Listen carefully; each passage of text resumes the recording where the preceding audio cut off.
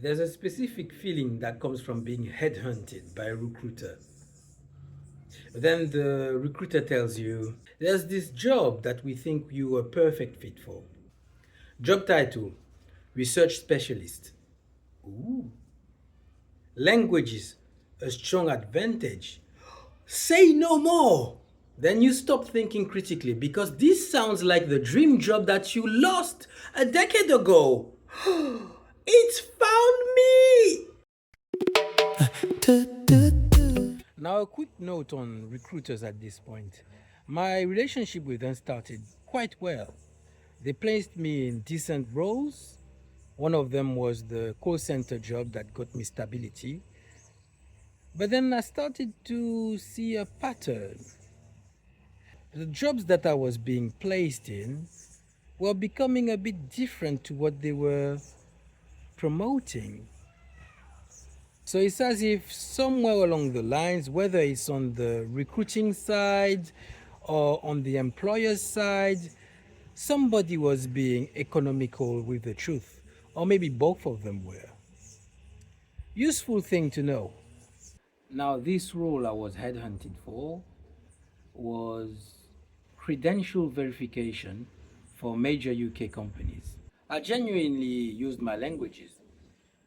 If there were professional qualifications or a degree to verify from Paris or from Buenos Aires, what have you, I made the call, wrote the email, decoded the answer. So I genuinely was happy. Now, this was the math though. Me using my languages, my Spanish, my French, was about 10% of the job. So the recruiter didn't lie to me. Language is a strong advantage, but not a requirement. Not exactly. And this is where it hurt. Did those extra languages warrant extra pay? No. I was paid exactly the same as everybody else who just spoke English. In fact, sometimes I was paid less than some people who just spoke English, who were doing just the same as me, but sometimes were very well connected and very well liked, very valued for other reasons that to this day remain a mystery to me, mostly. And then, surprise, surprise, the company started to struggle. Then, instead of managing the situation carefully, they panicked. They took on more clients than they could reasonably manage. Quality started to drop. Workload exploded, complexified. Turnover starting to become even higher. Things were brutal. And me, as a loyal, conscientious employee, I kept going, picked up the slack, carrying on with my work, and on top of my work, helping other departments with their language queries, training, coaching newbies, only to see them leave. And yet, despite all that, the meeting came. So, the meeting.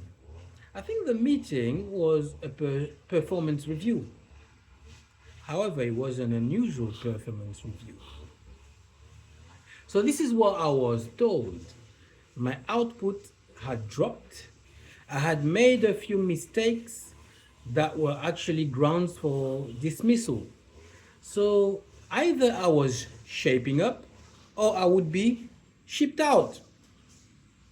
Now, there's something unusual but not uncommon with this. I want to name this. That feedback about me letting it slip was not given in real time so that I was given a chance to correct it.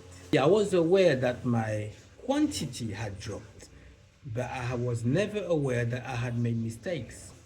So what was happening, I call it the secret personal file that you can use later as an ambush. It was a personal file they could whip out and use at their convenience to justify whatever they would do afterwards.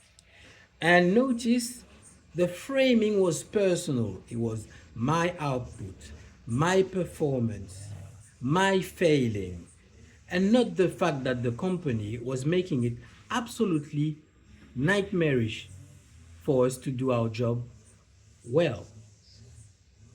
The blame was transferred to us personally, rather than actually factoring in at least, at the very least, the fact that there was a structural issue at play. Now pay attention to that because it happens quite often. You are presented with a failure and it's framed as a personal failure alone. The context, the structural context, is often left out. They don't talk about the company chaos, the fact that they're probably taking on more than they can handle, and that they're causing people to burn out, and they're going through people, the turnover is getting high because they're making conditions unbearable.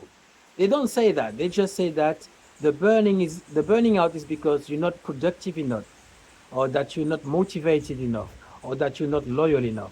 It keeps you in your place, because if everybody actually woke up to what is actually happening, everybody would jump ship. However, as the loyal person that I was, conscientious and a bit naive, I kept going despite it all. I picked up the slack as best I could, and I took it upon myself to correct what was the failure. So I searched YouTube, I discovered personal development, I found frameworks to become more productive, I found frameworks to become more positive, I applied that. It was enlightening and it was helpful, so that at one point I actually got myself off the list. I was shaping up, therefore I thought I wouldn't be shipped out for at least 5 minutes. See, being pushed past your limits can either break you or make you, or somewhere in between, at least teach you lessons about what you can do. However, it's not always sustainable. If that's how you feel right now, I've got a link in the description where we go over some of the concepts of some of the things that I've learned from the architecture that we don't get taught before we get into the world of work.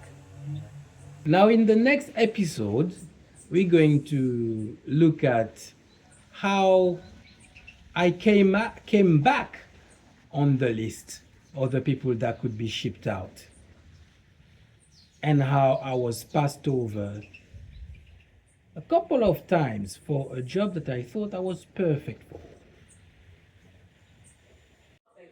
I have realized that you probably don't know if I'm actually for real. Am I actually speaking any languages? Ben en fait, je suis né en France, mais bon, j'ai vécu pratiquement toute ma vie en Guadeloupe. Puis je suis arrivé en Angleterre y he aprendido a la escuela como hablar en español. Me puedo hacer entender, pienso. ¿Sí? Ok, hasta luego.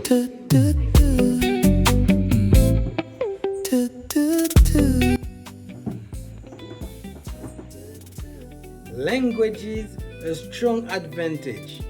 That's it. That's it. Say no more. You stop thinking critically because you're thinking, this is the last. You stop thinking critically because this sounds like the lost dream job. You stop thinking critically. What did it all mean? We gotta find out. Talk it out. Rudiano, here we go. Let's go.